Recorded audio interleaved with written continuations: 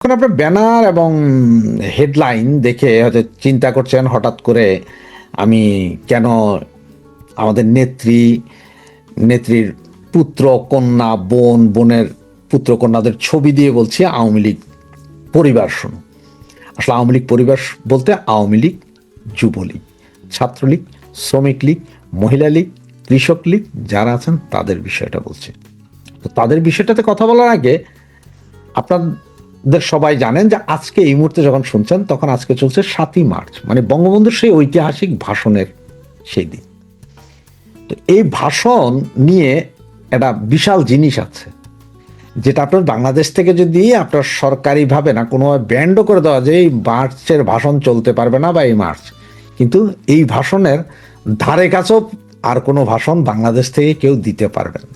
তার কারণটা কি আমি আপনাদেরকে বলি, যে আপনারা অনেকেই জানেন, আবার অনেকে হয়তো জানেন না, আবার অনেকে হয়তো ভুলে গেছেন, জানেন হয়তো ভুলে গেছেন। সেটা হচ্ছে কি জানেন, ব্রিটেনের এক লেখক, যিনি আপনার ওয়ার্ল্ডের প্রায় 41টা ভাষণকে একটা বইয়ে এনেছেন, যেটা ওয়ার্ল্ড হেরিটেজ বলা হয়, মানে 41টা শক্তিশালী ভাষণকে উনি একটা বইয়ে এনেছিলেন। যে বইটার লেখকের নাম হচ্ছে জ্যাকব এফ ফিল। উনি ব্রিটিশ একজন ইতিহাসবিদ, ওয়েল নোন, সারা পৃথিবী চেনে আমাকে। 2013 সালে উনি একটা বই লিখেন, যে বইটার নাম ছিল we shall fight on the beaches is peace. আর এই কথাটা বলেছিলেন যে উইনস্টন চার্চিল, মানে উইনস্টন চার্চিলের যেই কথা, সেই কথাটা ওনার বইয়ের মূল ব্যানার। বইটা আপনারা আমার পাশে পেছনে দেখতে পাচ্ছেন যে এই বইটাই, এটা পৃথিবীর সবচেয়ে সেরা বই, মানে যে বইয়ের মধ্যে আপনার আছে অনেক কিছু। আর ব্রিটিশ এই ইতিহাসবিদ জ্যাকব এফ ফিল্ড যে বইটা, এই বইটা প্রকাশিত 2013 সালে।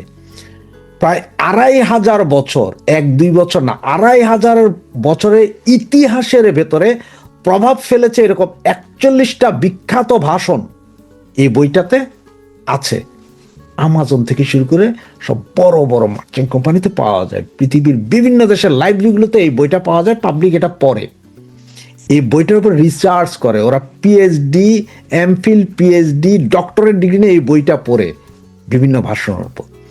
তো এই ভাষণের এই বইটার ভেতরে আমাদের বঙ্গবন্ধু শেখ মুজিবুর রহমানের ঐতিহাসিক 7ই মার্চের ভাষণটা আছে, এবং সেটা আছে এইভাবে যে ঐতিহাসিক 7ই March, 7th March speech of Bangabandhu, এই কথাটা লেখা আছে ওনার ভাষণের সময়। এবং এই ভাষণটা হয়েছিল আপনার 1971 সালের রমনা রেসকোর্স গার্ডেন, বর্তমানে যেটা সোহরাওয়ার্দী উদ্যান নামে চিনেন। এটা লিবারেশন ওয়ার্ল্ড, মানে এটি পরবর্তীতে বাংলাদেশের লিবারেশন ওয়ার্ল্ডের প্রেরণার ঘোষণা রূপে লিখেছেন, যে এইটাই আসলে আমাদেরকে স্বাধীনতা যুদ্ধের দিকে নিয়ে গিয়েছিল এই ভাষণটা। তো এই বইতে এই ভাষণটা ছাড়াও আরো 41টা ভাষণ আছে। মজার বিষয় কি জানেন, এই বইয়ের সর্বপ্রথম যে ভাষণটা, এটা হচ্ছে 431 সালের একটা ভাষণ, যেটা ফিনারেল নিয়ে একটা ফিনারেল ওরিয়েন্টেশন, এই ভাষণটা আছে। এবং এরপরে আপনার এখানে আলেকজান্ডার দ্য গ্রেট, তারপরে আপনার Julius Caesar, William the Conqueror, Pope Urban, সেলিডেস এবং হেনরি, মানে পৃথিবীর যত বিখ্যাত ভাষণ, যত বিখ্যাত লিডার, নেপোলিয়ান থেকে শুরু করে গোসপিন, এদের সকলের ভাষণ এখানে লিপিবদ্ধ আছে এই বইটাতে।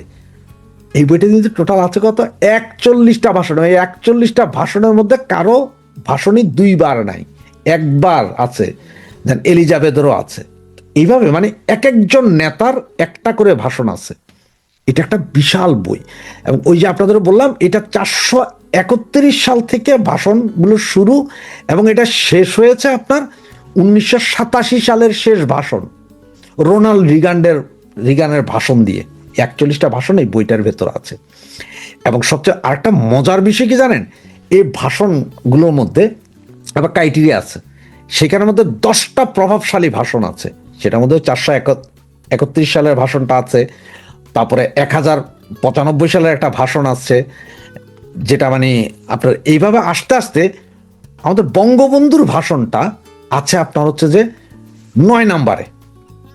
ওনার আগে আরো আছে ফ্রাঙ্কলিন দ্য রুজভেল্ট, তারপরে উইনস্টন চার্চিলের ভাষণ আছে, এবং 7ই মার্চের সেই ভাষণটা আছে, এবং 10 নম্বরে আছে আপনার রোনাল্ড রিগানের ভাষণ। মানে এই 10টা হচ্ছে আবার প্রভাবশালী ভাষণ, এটা ভাগ করা হয়েছে 41টা ভাষণের মধ্যে সবচেয়ে প্রভাবশালী 10টা ভাষণ।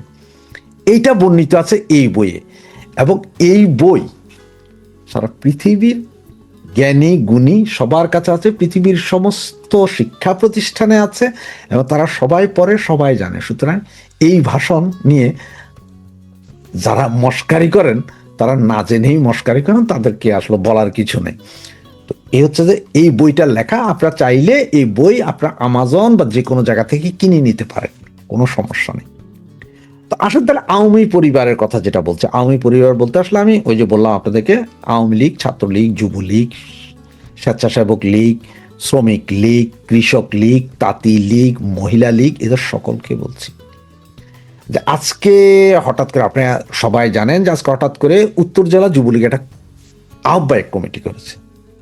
তার মানে ওই কমিটির সভাপতি এবং সেক্রেটারি যেহেতু ঘুমন্ত অবস্থায় আছেন, ওনাদেরকে পাওয়া যাচ্ছে না, তাই এই দুইজনকে দায়িত্ব। আর এই দুইজন কারা? এই দুইজনের মধ্যে যেমন মিজান চেয়ারম্যান এবং আরেকজন, এরা হচ্ছে যে ফাইটার। এই মুহূর্তে ফাইটার। মিজান চেয়ারম্যান ঢাকা শহরে প্রচুর মিছিল মিটিং করছে, ফাইটার, ফাইট করছে, সম্মান পেয়েছে সে।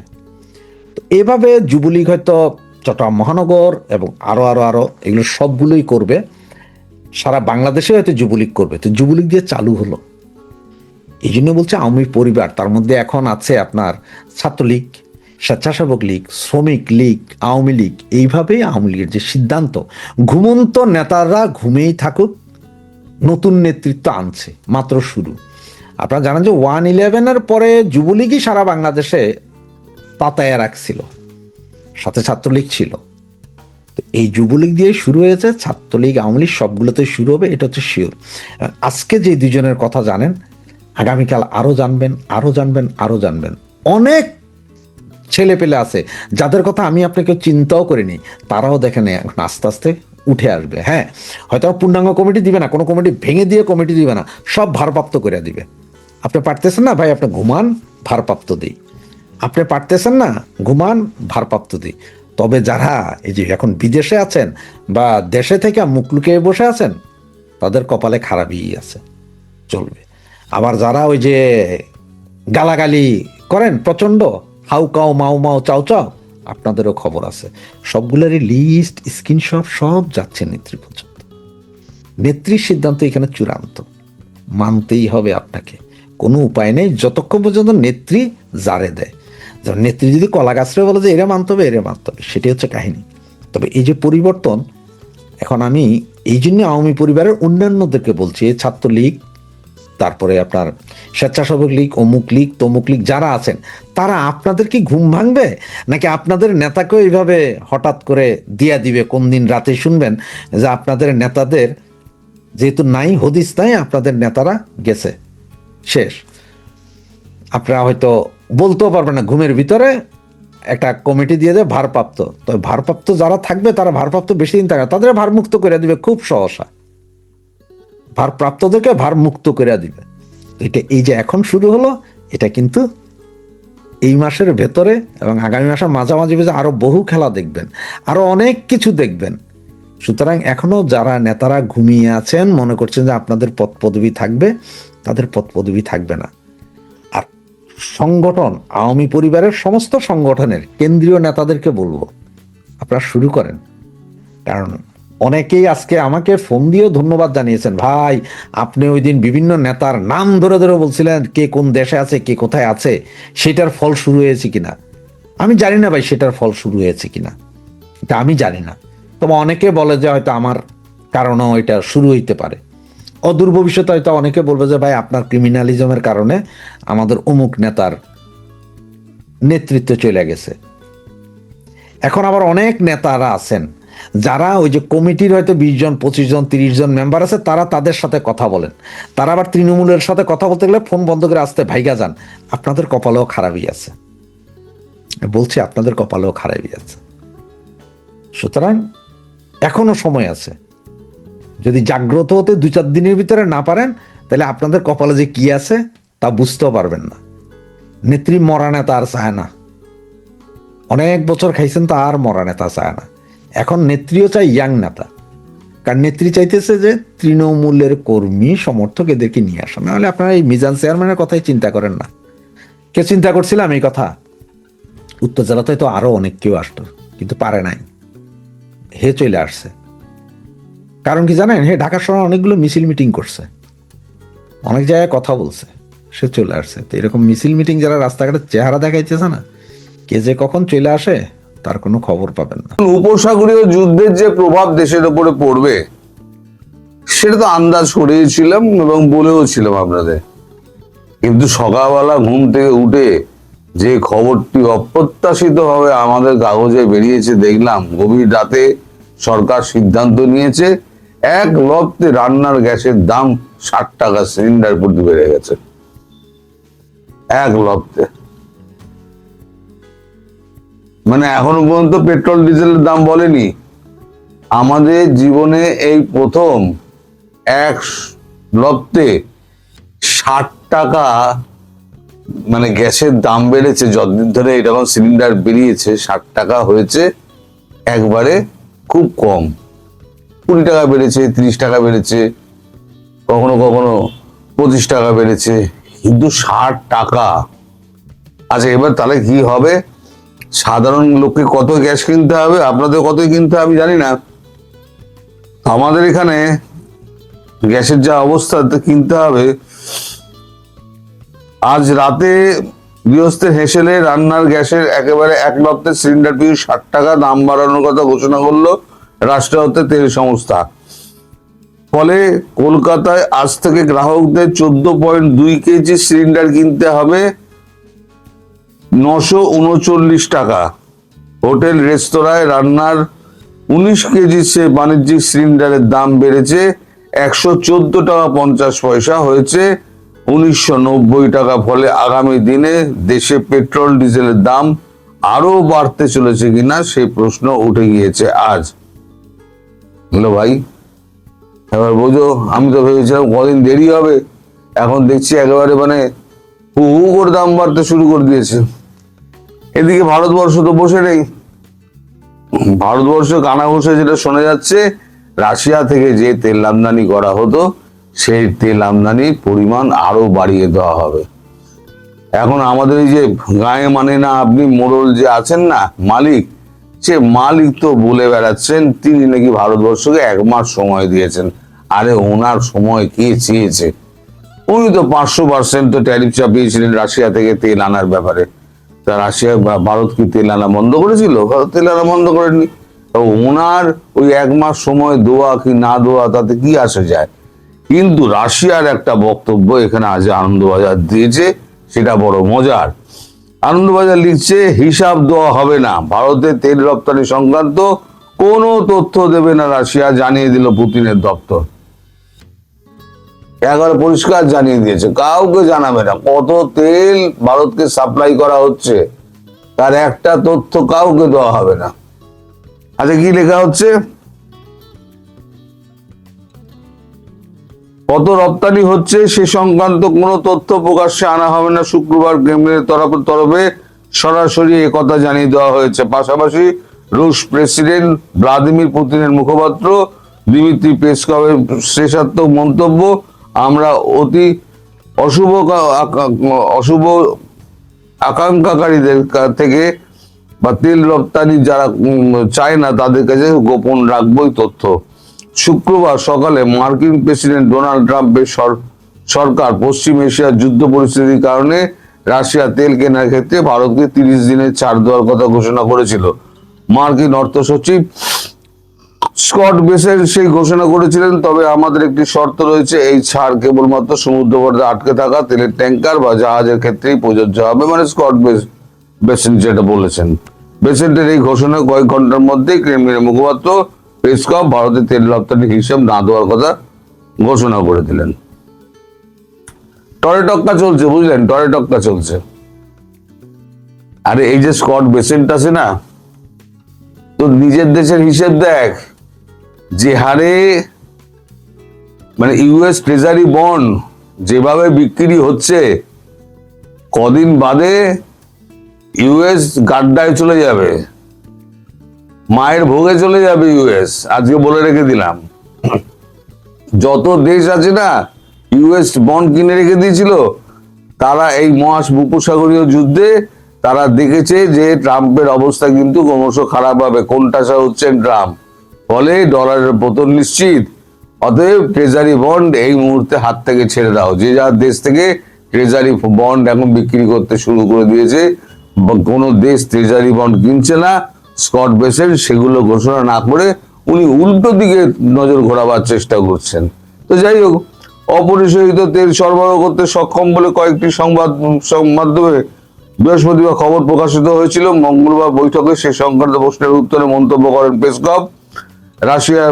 বৃহস্পতিবার রাশিয়ার রাষ্ট্রায়ত্ত টিভি চ্যানেলে এই উপগ্রহ চিত্রটি প্রকাশ করা হয়েছে, যেখানে দেখা যায় আরব সাগর থেকে বঙ্গোপসাগরের দিকে ভারতের পূর্ব উপকূলে তৈল শোধনাগারগুলির অভিমুখে একাধিক ট্যাঙ্কার চলাচল করছে।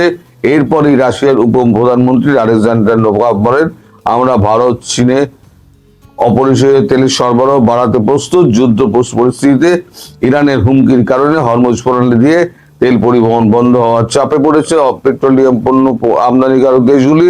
তাই রাশিয়া ভারতকে সাহায্যের হাত বাড়িয়ে দিতে চায় বলে জানিয়েছেন তিনি। কারণ ভারত প্রায় 40% আমদানি করে হরমুজ প্রণালী দিয়ে, সেই 40% এখন রাশিয়ায় সাপ্লাই করবে। অর্থাৎ যে 40% হরমুজ প্রণালী দিয়ে আসতো, সেই 40% যেটা তেল আসতে পারছে না বা আশঙ্কা দেখা দিয়েছে, সেটা এখন রাশিয়ায় দিয়ে দেবে। এখন সেটা কত ব্যারেল, কত লক্ষ, কত কোটি ব্যারেল, সেটা কিছু এখন রাশিয়া প্রকাশ করবে না, এটা পরিষ্কার জানিয়ে দেওয়া হয়েছে। এখন ভারত তো কোনো কথা বলে না, ভারত কথা না বললে কি হবে, রাশিয়া এটা পরিষ্কার জানিয়ে দিয়েছে। এবার আপনি একটুখানি ভেতরের দিকে দেখুন, আমাদের বিদেশের পাতায়, সেইখানে আমাদের দেশের কি অবস্থা। এই যদি আমাদের দেশের এই অবস্থা হয়, তাহলে পরে অন্যান্য দেশের কি অবস্থা হাল হবে, সেটা তো আমি পরিষ্কার বুঝতে পারছি। যেটা আমি আন্দাজ করছিলাম, সেটা এখন কিন্তু পরিষ্কার হয়ে যাচ্ছে।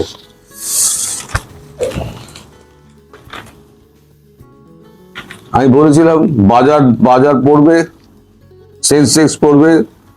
আচ্ছা, গ্যাসের দাম 60 টাকা বেড়েছে, সে তো আপনাদের তো দেখালাম, গ্যাসের দাম 60 টাকা বেড়েছে। এখানে মজুতের খাতিয়ান, আমাদের গ্যাস মজুতের খাতিয়ান দেখানো হয়েছে।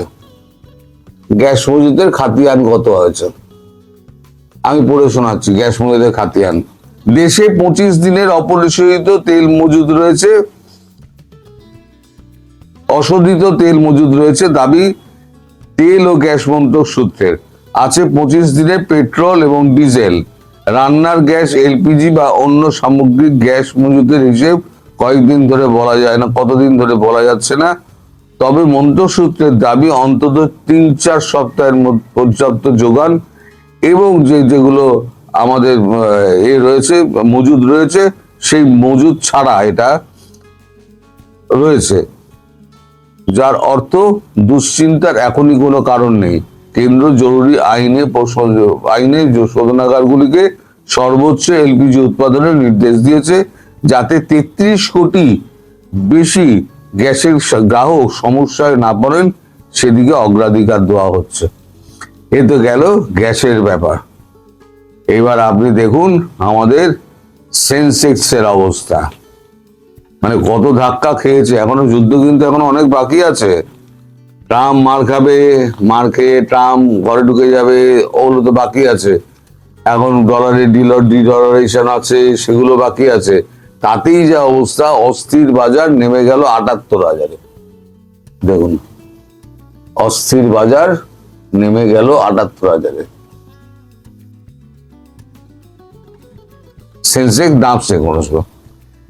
একদিনে 3,000 পয়েন্টের বেশি পতন, পরের দিন পড়তি বাজারে সস্তায় ভালো শেয়ার কেনার জেরে কিছুটা উত্থান, আবার তার পরের দিন হুড়মুড়িয়ে সূচক নিচে নেমে যাওয়া পশ্চিম এশিয়ার যুদ্ধের ফলে চলতি সপ্তাহে এভাবেই অস্থির হয়ে ওঠানামা করলো ভারতের বাজার। শুক্রবার সেন্সেক্স পড়েছে 1097 পয়েন্ট, 78,000-এর ঘরে নেমে দাঁড়িয়েছে 78,918.90 অঙ্কে।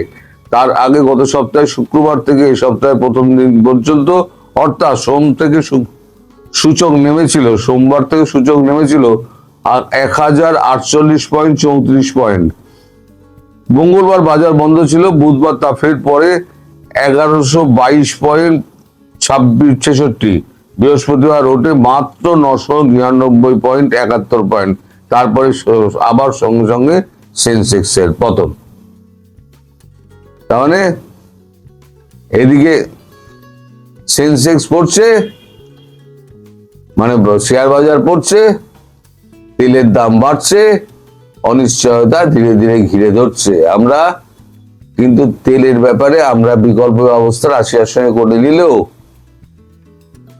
সারা বিশ্বে যদি তেলের সংকট হয় তাহলে অর্থনীতি সচল থাকবে কি করে? এটা হলো প্রধান প্রশ্ন।